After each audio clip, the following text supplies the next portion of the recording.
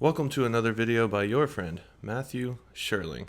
This is part of my Reading Aloud series, ALLOWED, where I read some of my favorite passages from some of my favorite books and poems from some of my favorite poets. And speaking of one of my favorite poets, look at this shirt and this quote, and ignore how wrinkled my left sleeve is. The quote from Walt Whitman says, "Re-examine all you have been told. Dismiss what insults your soul."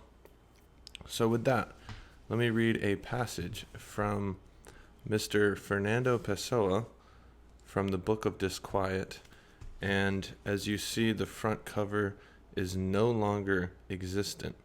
And that's because most of my favorite books don't have front covers because I've read them so many times and I bend the spine as I should not, and the cover eventually falls off.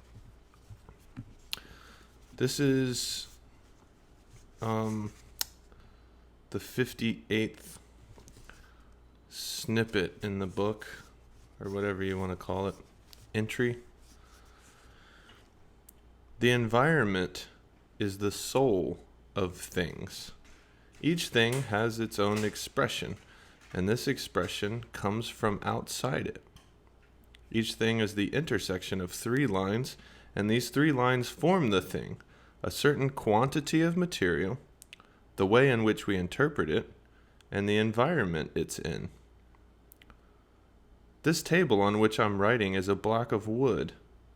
It's the table, and it's a piece of furniture among others in the room. My impression of this table, if I wish to transcribe it, will be composed of the notions that it is made of wood, that I call it a table and attribute certain uses to it, and that it receives, reflects, and is transformed by the objects placed on top of it, in whose juxtaposition it has an external soul.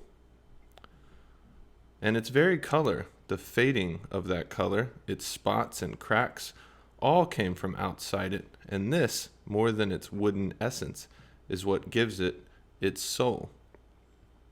And the core of that soul, its being a table, also came from the outside, which is its personality. I consider it neither a human nor a literary error to attribute a soul to the things we call inanimate. To be a thing is to be the object of an attribution. It may be erroneous to say that a tree feels, that a river runs, that a sunset is sad, or that the calm ocean, blue from the sky it doesn't have, smiles from the sun outside it. But it's every bit as erroneous to attribute beauty to things. It's every bit as erroneous to say that things possess color, form, perhaps even being. This ocean is salt water. This sunset is the initial diminishing of sunlight in this particular latitude and longitude.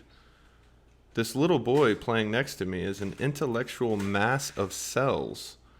Better yet, he's a clockwork of subatomic movements, a strange electrical conglomeration of millions of solar systems in miniature. Forgive me for the banging of my... Wow, the wind is really wanting to express itself. Everything comes from outside, and the human soul itself may be no more than the ray of sunlight that shines and isolates from the soil, the pile of dung that is the body. In these considerations, there may be an entire philosophy for someone with the strength to draw conclusions. It won't be me. Lucid, vague thoughts and logical possibilities occur to me, but they all dim in the vision of a ray of sunlight that gilds a pile of dung like wetly squished dark straw on the almost black soil next to a stone wall. That's how I am. When I want to think, I look.